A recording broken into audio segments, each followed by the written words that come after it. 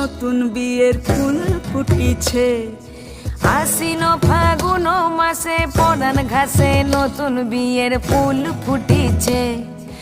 উথালি পাথালি মনে আলতা করে নতুন বিয়ের ফুল ফুটিছে। হেই হো পিয়ালি রে, হেই হো দুলালি রে, হেই হো পিয়ালি রে, হেই হো দুলালি রে। আসিল ফাগুন মাসে পরান ঘাসে নতুন বিয়ের ফুল ফুটিছে। উথালি পাথালি মনে আলতা কোণে নতুন বিয়ের ফুল ফুটিছে।